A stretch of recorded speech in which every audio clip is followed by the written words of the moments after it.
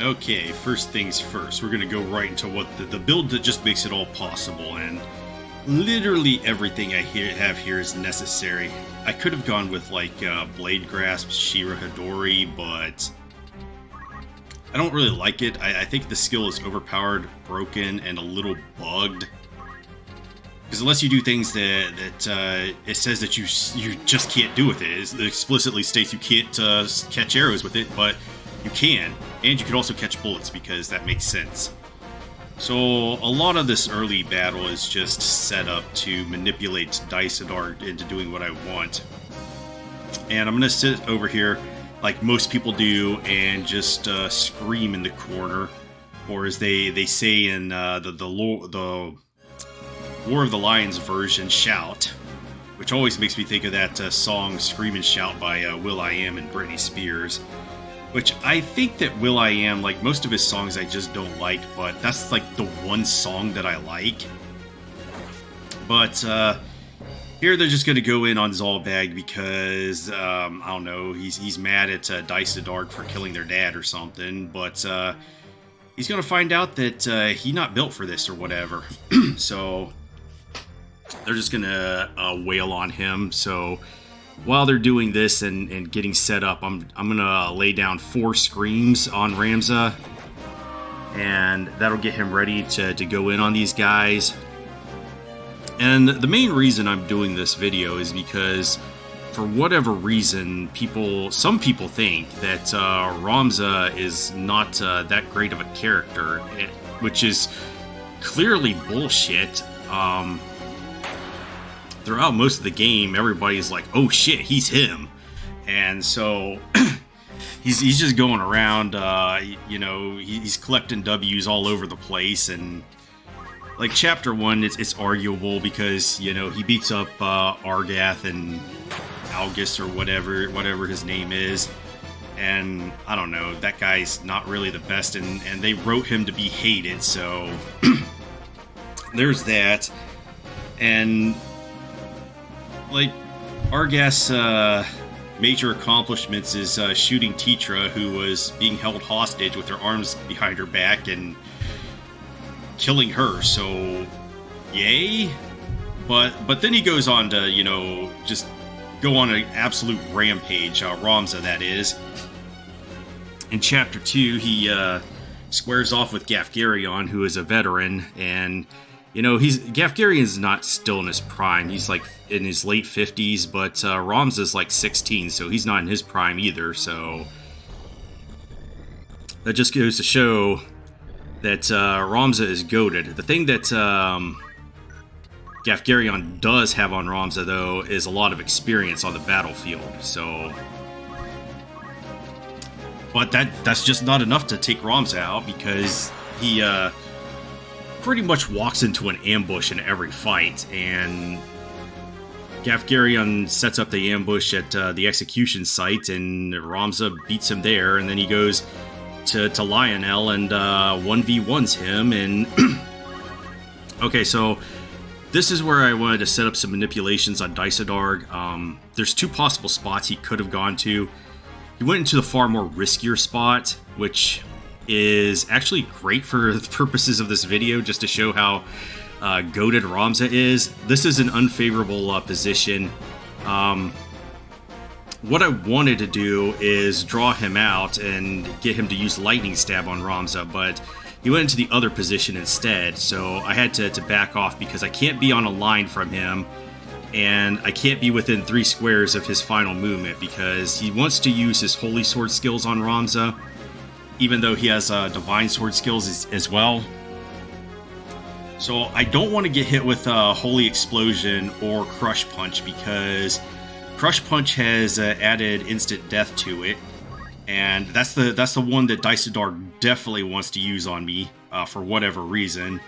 You could definitely tell that he wants Ramza dead, especially because he uses Stasis Sword on a Zalbag up there, so he's trying to stop Zalbag and he wants to kill Ramza, but he can't because Ramza's just too good. So this is far more riskier. I get 2 steal attempts. I get it on the second one, but I have to do it in a front position with him, and he's guarding, so That really tanks my chances. But I got the sword, and unfortunately, I wish I would have gotten the lightning stab. Now, lightning stab does have a chance to silence. It doesn't really matter. It just stopped me from using Ultima, so I would have to find a few different ways to go around here. But I'm going to cast Ultima here because I got a chance, and I have to get the hell out of there. Because when you're casting, you cannot actually evade anything, and I have a huge evasion build here with the shield and the defender. But when you're casting, you cannot evade, and you also take 50% more damage, so I definitely don't want to get hit while I'm casting Ultima.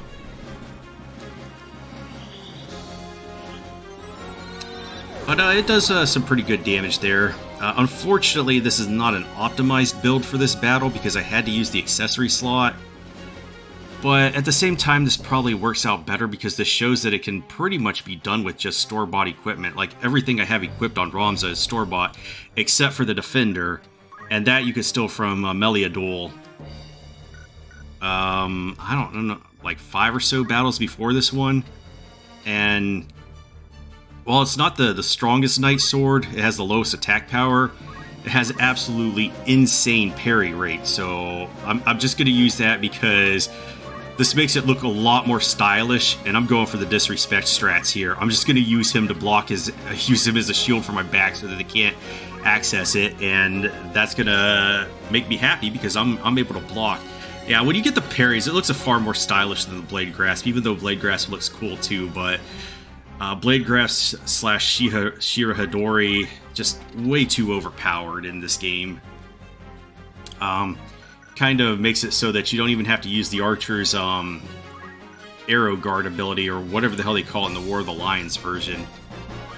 But yeah, I used him to block the back, and I think I do that a few times in this battle because of Ramza's probably best ability, Scream, which just lets him stack. It like rolls cheer, accumulate, and yell all into one, and then also gives you added magic power if you want. Like, if you were going to go for a Ramza mage build, that's definitely what you want. So it covers everything, and also, you know, even if you didn't pump Ramza's Brave like I did, I did 4 screams in this battle, and each one is plus 10 Brave, so he's going to have his Brave maxed out in this battle. And of course, Dycedarg rushes me and does a gut punch or whatever, and he succeeds because he sucks, but I got plenty of HP to work with here.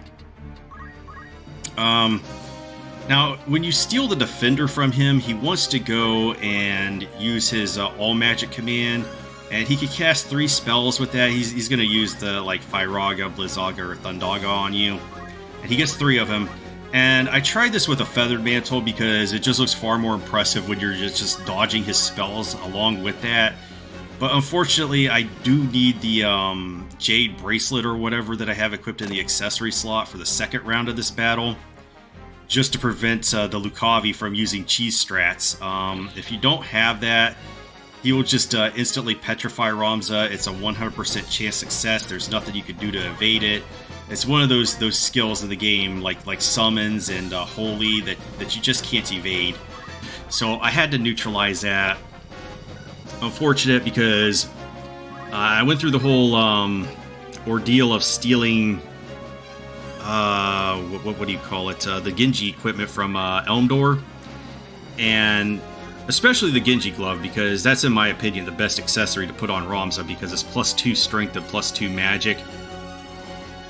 And every point of strength and magic in this game just gives you huge boosts in your damage and healing and everything. So that's what I wanted to put on him. Can't, unfortunately. And then also use the Aegis Shield because that's also got a +1 to magic. It's hidden in there, but I also wanted to use that for the 50% magic evasion because I've already got the defender set up. And that's got a huge 60% evasion as it is, but Since he's not going to be using his magic, and the magic he does use in the second round is unblockable, I just go for the Crystal Shield to give me more evasion, physical evasion, and then I put the Reflect Mail on to stop him from casting his spells there. So there's really nothing that Dycedarg can do once you steal the Defender from him other than just run up to Ramza and try to punch him in the gut, and chances are it's going to be blocked by either his shield or the Defender. But it's like not even threatening, because I think it does like 60 damage at most. Alright, so I turned my back for some disrespect strats, and this knight's like, oh, I'm going to throw a stone at you.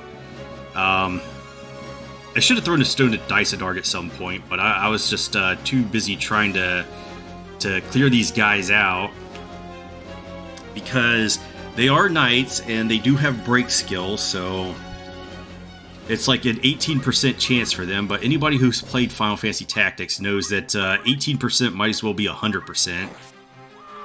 So I just don't want to get my equipment broken, because I need as much as it.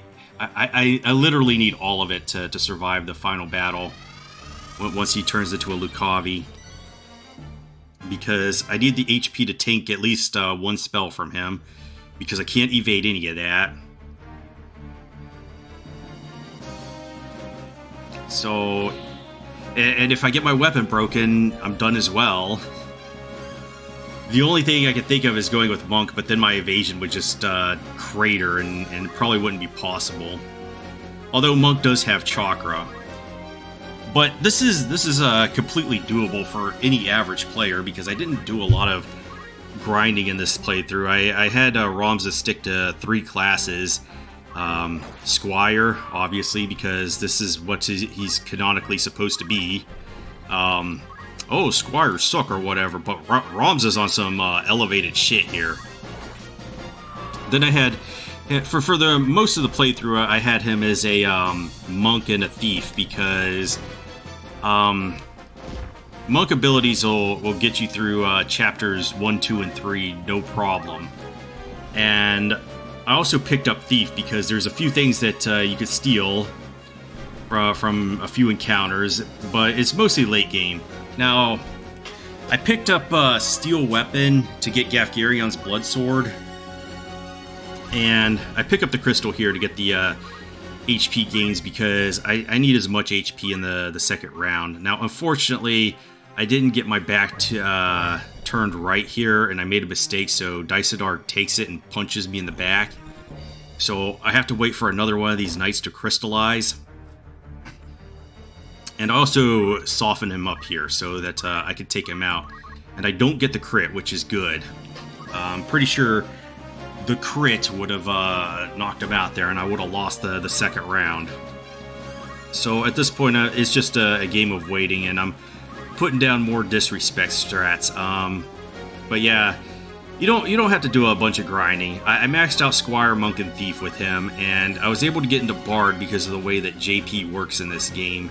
My generics were just in other classes, and every time you use an ability in another class, everybody else in that battle gets some JP from that class. So it's easy enough for them to get your other guys up to level 4, which is pretty much the max you need in a class to unlock anything else. So with that, I was able to get Bard unlocked, and then learn Move +3.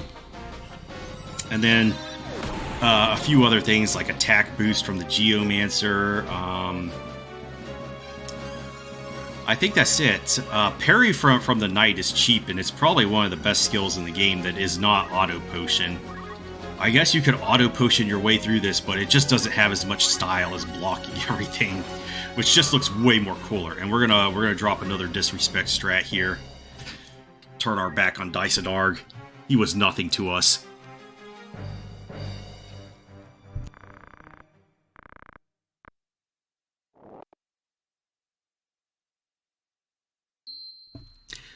But yeah, I don't consider any of this to be outside. Like, Ramza would know what Dycedarg is capable of. Even if he hadn't fought him, he's fought plenty of mages. Agrius joined the party. He knows how Holy Knights work, so he would be able to know how their abilities work. He defeated Gafgarion, so he knows how the Dark Knight abilities work. And he's also fought and defeated Meliadul, so he's got intel on all of this stuff, and he's just the GOAT. So he's able to put this all together, and he would completely be capable of 1v1 bodying a Lucavi too. So this is why they fear him.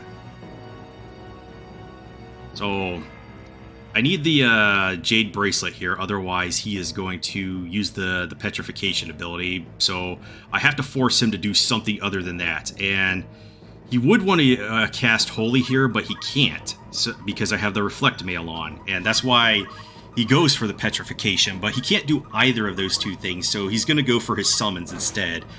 He can cast, as far as I know, Bahamut, Odin, and...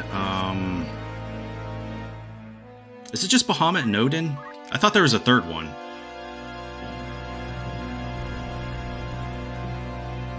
Well, I think he could cast a third one like Cyclops or something, but I can't remember. But he's charging up for Bahamut here. He's bringing out the big guns, so... that's why I had to heal up in the previous battle. I had to get a crystal. I mean, I don't consider that cheating, because if he's able to get a full HP restore and turn into an Eldritch Horror after the battle, I might as well be able to get my HPs back to be able to tank one hit. So he busts out Bahamut on the short charge and deals some heavy damage, because I have cranked up Ramza's Faith to 97 to make Ultima usable. Otherwise, it's pretty middling. But this does work against me, because spells have better success rates and do more damage. But we're just going to keep laying into this guy and taking advantage of the fact that he is casting spells, so we're getting bonus damage as well. And he does have a physical attack, so I put my back to the wall there, because I don't remember how much damage it does. I don't think it would do enough to take me out, but I just didn't want to take chances there. And then Adremalek loses there, because Ramza is him.